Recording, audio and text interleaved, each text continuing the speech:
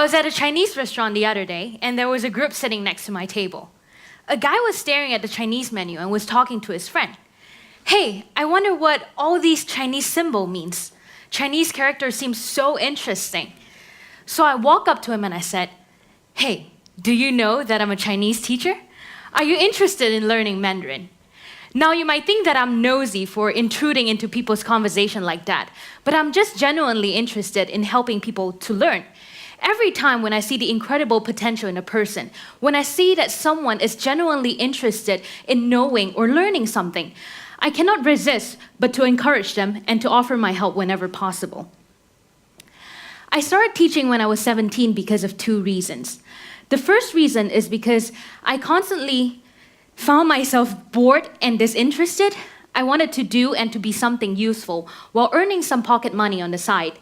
The second reason is because I constantly found myself imagining how I would give a course or teach a subject if I were the teacher while I spent my time daydreaming in class. I was inspired by teachers who treated me like a person, especially those who were genuinely interested in my personal growth and development, rather than those who insisted me to memorize on all the quickly forgotten stuff. During my 7 years of teaching experience, I came to realize that teaching is dependent on the interpersonal relationship, even more so than the subject matter. When I was pursuing my first bachelor degree in Taiwan, I signed up for an online voluntary teaching program. Every Wednesday and Friday evening, I would go online, set up my webcam, and speak with Brian. My assigned subject was math, and Brian was a 9-year-old boy who lives in a remote and underprivileged area in Taiwan. The reason for our class to commence late in the evening is because parents of these children were unable to pick them up after regular school hours. So my task was to help Brian with his math homework from 7 till 9 p.m. until his dad could pick him up. The first 15 minutes of the class were new and exciting as we introduced ourselves via a low-resolution webcam. With the help of the virtual blackboard, I was able to write and draw math-related questions for Brian to solve. But 30 minutes later, he tells me that he's tired as it was late in the evening and that he had had regular classes all day. He tells me that he hates math and loves languages. He wants me to read him Chinese stories instead. At that moment, I was quite disappointed and frustrated with myself because I was not able to inspire him nor motivate him to like math. So I thought to myself, how can I teach this kid math if he doesn't even like it?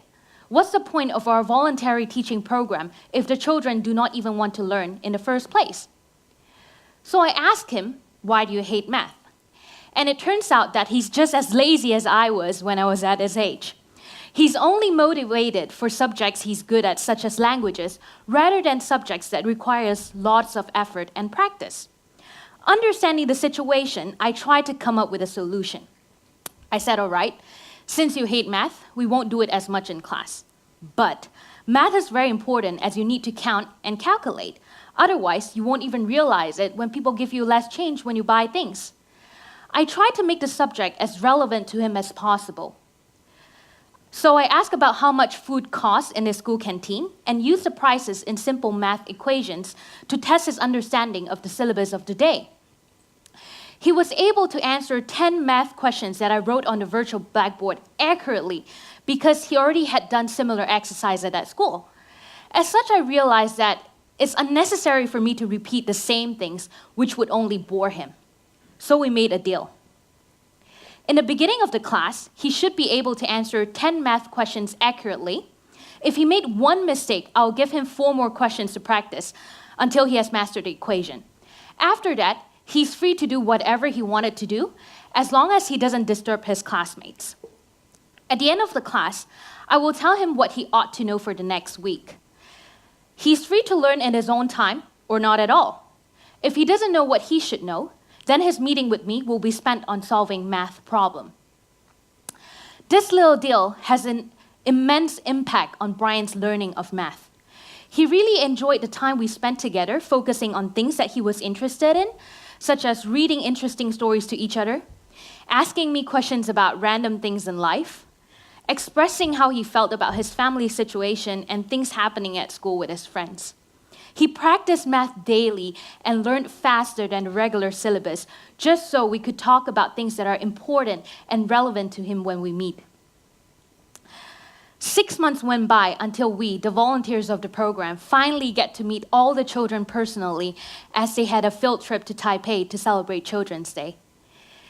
It was a joyful day for both of us, finally getting to meet each other after all the online interaction and exchanging of letters. We were really happy to be able to just spend a couple of hours having fun together at the carnival. My teaching experience with Brian taught me one important lesson. Teaching and learning is personal. I may teach him math, but I also teach him trust, responsibility, and empathy.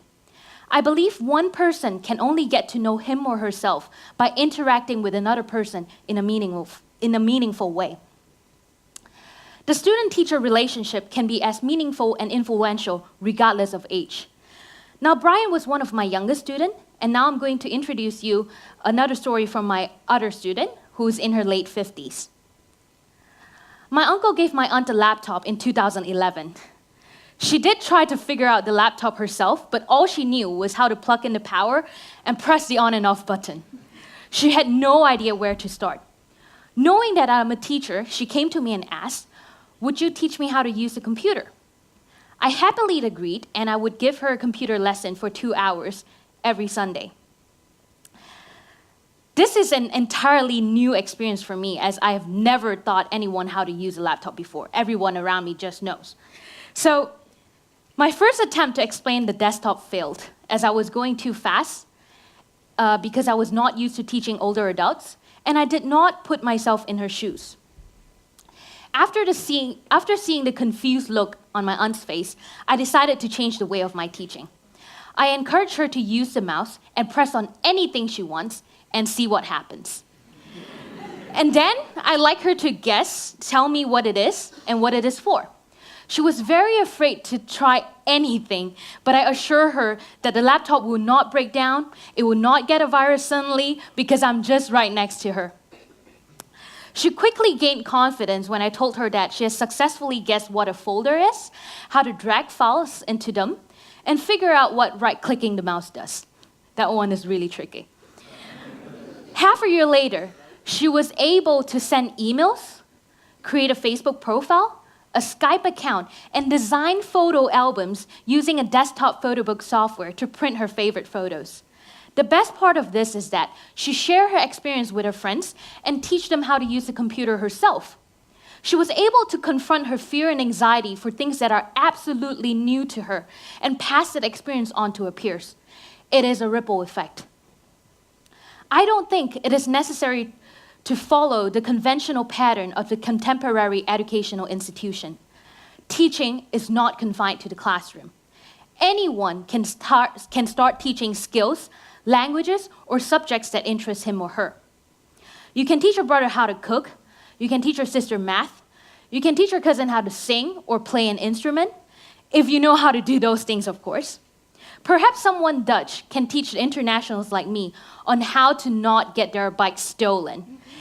If someone were to have a workshop on that today, I would sign up right away, given my frustration for losing 3 bikes in 2 months. I'm really, really bad at this. Now, this mode of teaching that I've just described is not often practiced in school. We tend to expect educational institutions to be responsible for most of our learning, and yet we forget that everyone is responsible and that everyone has a part to play. Teaching is seen as a very distinct service to be provided by these institutions, as we seem to forget that teaching is an essential part of life. Family members, co-workers, anyone who we are in contact with in our daily life may teach us directly or indirectly from time to time. We are both teachers and students ourselves. It is part of life to engage in the learning of the process of learning, a continuing openness to experience and incorporation of oneself into the process of constant change. I found my teaching most effective when I was being genuine. By expressing and accepting the emotions that I was feeling at that moment, I successfully created trust. Students show me their vulnerable side in return, just like when Brian admitted that he hates math because it takes a lot of practice, and just like when my aunt admitted her computer illiteracy. A teacher can only realize the students' full potential by accepting them without judgment. Once trust is established, the student and teacher can begin to discover the appropriate teaching process that is most effective for the student. The truth is that most of our learning happens outside of the educational institutions. Therefore, it is time to take learning into our own hands. It is pointless to confine the definition of teaching to the profession because it is so much more than that. Instead of focusing on institutions, we can begin improving our education by teaching ourselves and the people around us. I would like to ask you all to try to teach and to be open to be taught. In our daily lives, we are all valued on the basis of our social behavior, not by our grades. The ability to teach comes with the ability to change, to adapt, and to be social. There is a huge social component in teaching and learning. Learning is influenced by the manner in which you are taught and the personal relationship with your teacher. Teaching is facilitating the process of seeking knowledge. Teaching is helping someone else to grow and to be better than before. If you're interested in realizing your potential through teaching and unleashing others' potential, please start today. I would like to end my talk with a quote from Carl Rogers from his book, Freedom to Learn. The only man who is educated is the man who has learned how to learn, the man who has learned how to adapt and change, the man who has realized that no knowledge is secure and that only the process of seeking knowledge gives a basis of security. Thank you very much.